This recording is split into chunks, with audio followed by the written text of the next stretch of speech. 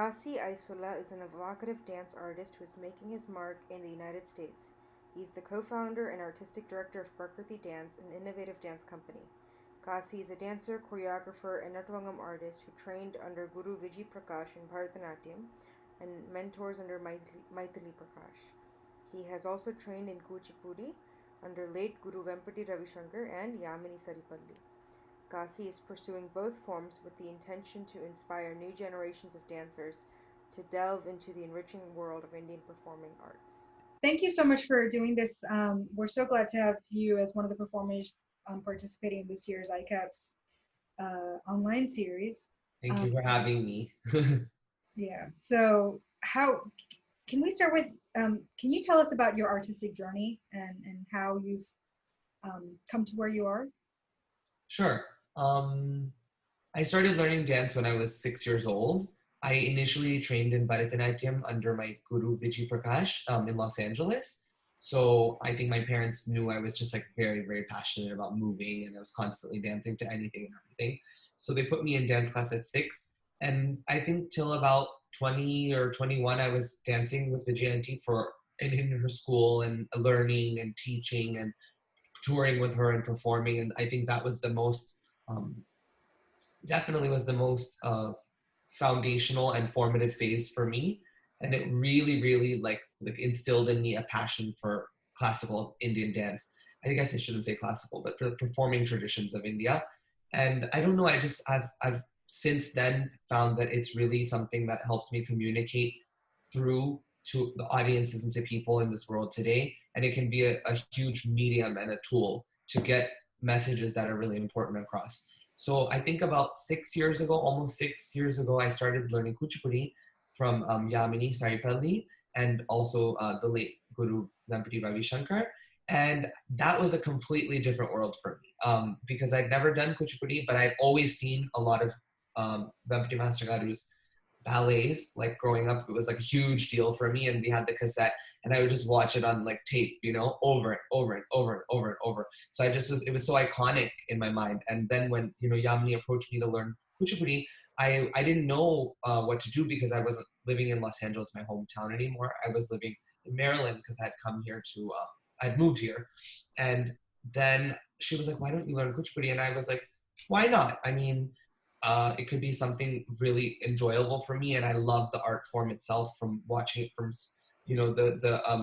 the vivacious, energetic like form that you see when you see Kuchipudi. It's just it's gripping, and so I started learning Kuchipudi, and it was just so different the way that the body is used, but also quite similar as well to Bharatanatyam because I like to think they're cousins, not like they are relatives in a lot of ways.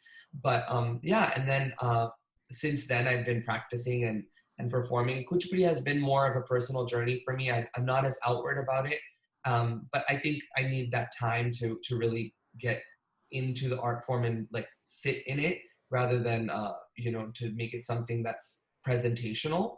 So I've not presented so many performances as I have in Bharatanatyam, but I think that's a new venture for me now as I'm trying my best to get to that point. So that's where I'm at now. And I have a dance company, which was the part I was talking to you about being able to express your own vision, I guess, in dance through dance. And my dance company is Prakriti Dance. And I think I started Prakriti along with Madhavi Venkatesh, the co-founder, because I really wanted to find a way to develop an artistic voice. And I think that's something that's hugely important when we look at Indian arts because they're really taught to you to become a language. They're not really there in order to be entertainment. I mean, that's not the intention with how they're created at all. So this company really is like an outlet for me to create and to talk about things that matter to me or that inspire me or things that are challenging and things that I think force me to go deeper into what I think is my art form and to find a personal like standhold in that rather than it just being kind of a mimicking because I think you mimic for the first like 20 years of your dance. That's what it is. You mimic your guru and you really just blind faith, follow them. But at some point, that blind faith has to turn into something and sprout into something creative. And so I think that's where I'm at right now. And with COVID, I've just learned that I'm really, really, really privileged to be able to dance at all. It's not something that even most of the world can do or think about. They're just trying to survive. So I think I have a new refreshed perspective on art and how much I'm grateful to have it in my life and to be able to pursue art as a career when some people are not even able to have access to even just art in their life. So I have a stronger faith, I think, now. Yeah. How did you, um, what made it possible for you to choose to pursue it as a career? Because I think a lot of times when we're learning the arts here in the US, it's just seen as an activity, Hmm. and then that's Yeah. that, right? But I think what what convinced you to pursue it, and what I guess just not just why, but how did you navigate trying to figure out all of that? Yeah, I mean, I'm still navigating, but I think when I was a kid, I always wanted to be a dancer. That's all I ever wanted to do. And a lot of people are good at many things, but I'm really only good at this. And so I just it never like crossed my mind to do anything else. And my parents were hugely supportive of my dance. Like when I was a kid, I think that's one thing. If I see, I don't know if it's as supported in the younger generations today, is that, like you said, dance is kind of a hobby or an extracurricular or a once a week cultural immersion kind of thing, but it doesn't become something that's really, really important in the role of that child's life. It just kind of is very fleeting and comes in and out, just like you would go to a tennis class or something like that. But I think the point that I was really lucky to have is that my parents were like recognizing that I had talent, and then they also had a lot of trust in my teacher. Um, like they would take me out of school to put me in the performances, and if there was a big tour for a dance production, I would get to go on those things, and just constant patience, and no doubting that and that oh, is this the right thing for our son or not. They were just like, we can see it is. So I think the first thing is that you need support, you need an infrastructure, even if it's not a huge infrastructure, but you need those foundational pillars to be supporting you as an artist, to develop and grow, and to let it also be a thing where you're not looking at when you're learning dance or music or whatever it may be, you're not looking for something in that young formative phase. You're not looking for stardom or fame or money or opportunity. You're just learning because you are learning. And I think that's one thing I was hugely grateful to have, because we just danced because we wanted to dance. There wasn't an agenda behind it. And I think that when you do that, it becomes a life practice. So it's not really a huge decision to say, oh, I will become a dancer, because it's already your life practice. So you have to continue that life practice, and you happen to formalize it into a career along the way. That's kind of what it was for me. But I did have a job. I worked at Mac. I did makeup, which was really fun. I've always tried to have a creative job because I just can't do a desk job. It would be like putting me in a jail. but but I did. So I've juggled the job, a full-time job, and then I was a manager, and then starting my dance company, and then learning 2 dance forms. And so I've done a lot of juggling, and I continually juggle. But I think one day I always wanted to just quit my job and be full-time in art, but I just didn't do it because I was scared, and financial security, and there's so many things that can be like daunting. But then after a year of telling myself that I wanted to do it, one day I just did it. I think the other thing with pursuing art is that you have to realize there's no system or pathway, and each person's pathway will be cut and carved on their own. It's not like medical school or engineering where we have institutions and a lot of things. I mean, things are getting better, I have to say. There's a lot more institutional support for art, and we have like a lot of master's programs and PhD programs in art and things like that, which is great. But if you want to pursue as an artist, no matter what you do, you have to find that path for yourself. And so that's the thing. You have to be willing to take a little bit of risk, and you also have to have a lot of faith in what you do. Like we say namakam. You have to have true namakam on what you're doing, and not like waver from that, or conviction. I guess that's the right thing. So I don't know. I think in the younger generation, I wish that there was a lot more seriousness about dance, and not just kind of something where it's like, oh, my daughter or son goes once a week. that's enough. And he's going to become a doctor or she's going to become a doctor, which is great. I mean, you can also, I don't think everybody needs to be a full-time artist. I think sometimes people need to do their passion, which could be a different career, and but continue to serve this art and to continue to have it in your life, because I think more than anybody else on the outside, our art enriches us truthfully, and it does make you a better person, and it does make you a better part of the world and a better part of your community. So if we stop seeing dance as a entertainment and something that can kind of be fun and like light, I guess you could say. Yeah, exactly. Then we can really have a deeper connection with it, and then we can go for it. I would love to see more young dancers take it on fully, but then again, we run into problems where there's a lot of financial fears and things like that. Like I've learned, I have to be multi like a man of many hats to make to be paid for things. Like I do Nattuvangam, I do makeup, I do Bharatanatyam, I do Kuchipudi. I mean, not that I don't want to do any of these things, but I just have learned that I have to like really pull up any kind of talent and be a little bit more flexible with what I'm doing. Otherwise, it's really difficult to just take on a path. Yeah. What is your advice for, students who are learning Indian performing arts today here in the U.S.? If they're, middle school, high school, they're going to dance class. Yeah. I think they have to, I would just say, love what you do, honestly. You have to have a huge amount of love and passion for what you do. Even if it's not something you would say you're going to take on as a career, being 100% in anything you do is the most important thing. People that become great people in the world and leave a mark are truly people that are super passionate about what they do. So even if you go to, Pata class for like 1 hour, I would say don't go to it if you're not really invested in it. Go to a class that you really are invested in, you really believe and you love it.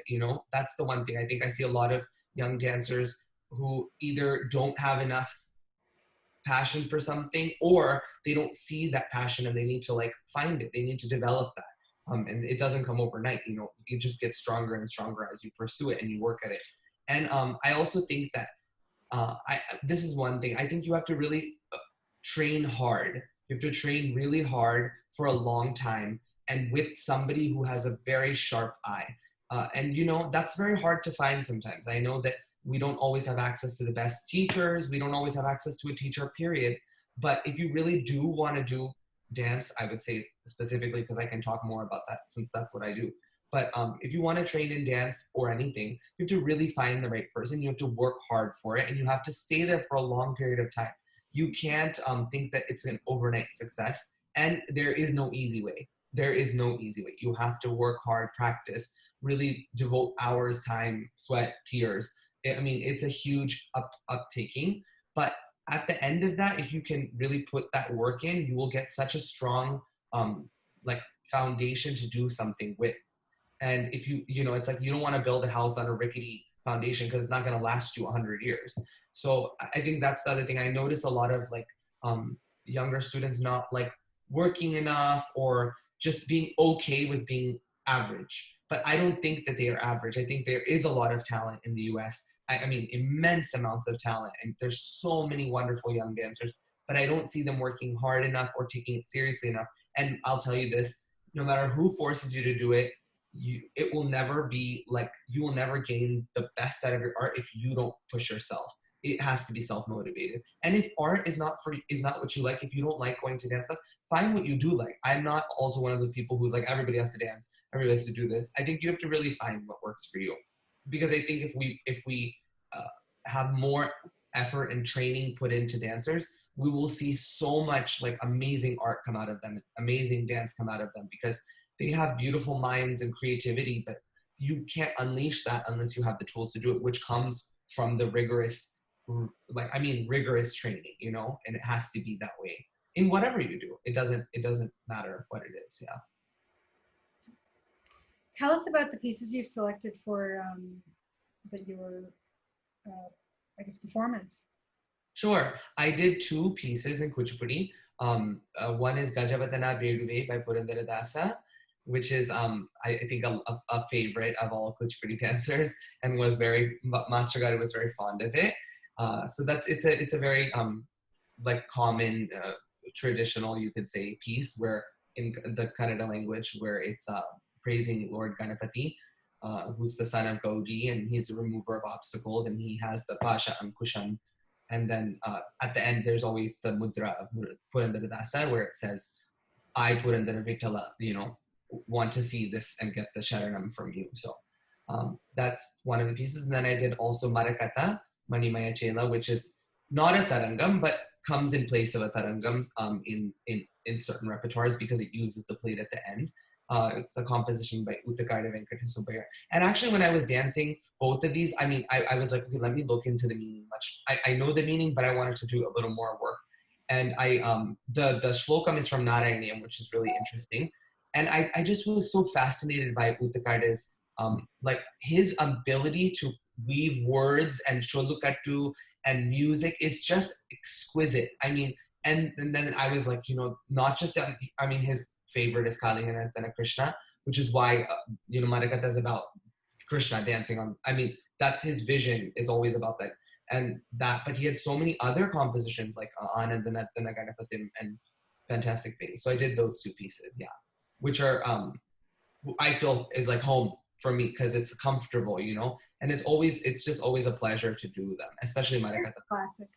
Yeah, once Master created Marakata, and I've seen it done in other styles, it's just like you can't. It's just forever Kuchipudi. Nobody can ever touch that item.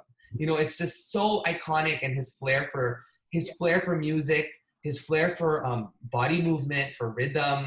It's just phenomenal. Like it's just a time-tested.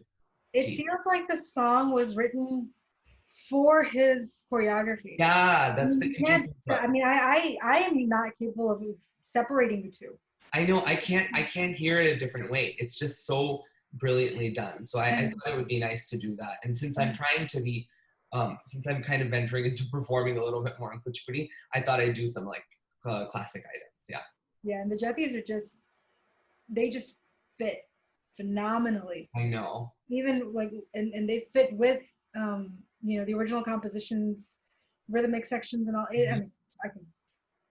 Yeah, he was a genius, a total genius. Yep. And his ability to just weave this and make it so seamless is something. And that's the thing. I think like a lot of younger dancers would have learned this, but have they spent that time dissecting it and really enjoying it? It's like a good poem. You can read it over and over and over and over and find so many layers to it. But we're in this craze of new items and new things. What's next? Yeah, what's next? And I get it. We have to move forward and we need to create new things, but we need to also savor what we're doing. That's really important. Yeah, exactly. I think it's always, okay, I have this goal, I have this performance, I have this thing, let me learn the piece, art, I've presented it, art, what's next? Right. And it takes so much time just for the body to learn what to do. Oh my gosh. And then your mind has to set into it, right? Yes. First, the body's got to know what the choreography is. You've got to stop thinking what's next. Right. And you've got to just feel it.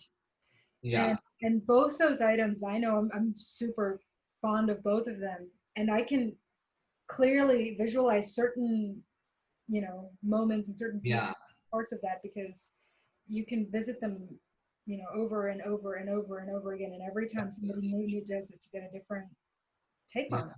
So totally. I totally agree. Tell me about some of the other projects you've got going on right now that you want to share with us. Other projects. I actually don't have too many projects happening. I'm taking this time to learn a lot. I'm really trying to learn. Like I take a Sangam class. I'm learning Sangam poetry from our teacher Vaidehi. And I'm practicing regularly, which is great. You think when you're a full-time dancer, all you do is dance, but really time management is just like key because there's so many other things you have to do that don't involve dancing in your studio. I'm also getting back into Kuchipudi a lot more now because I have the ability to be like in the headspace to do it. And like you were saying, you really get into a mindset, which I've noticed in both the art forms I practice. It's like, it's not really just about how you move your body, but it's the mindset you're in and the how you treat the form And so I think that's what I'm really trying to focus on, is like developing that back again for Kuchipudi especially. And I don't know, I've been doing a few live projects here and there where I've been invited to dance, and I'm just trying to spend this time like doing all the processing that I wish I could have done in my fast-paced regular life, which it's just like you said, go, next thing, next thing, next thing. And I never have time to reflect on any of the performances. And actually I look back on the past 5 years and I'm like, I can't remember stuff. Like I just can't, because it's so many things that have happened that I think now I'm trying to like make each moment like sit in my brain. So there's been a lot of reflection in this period. I don't have too many projects going on. Yeah. Necessarily, but yeah. Preparing for more to come.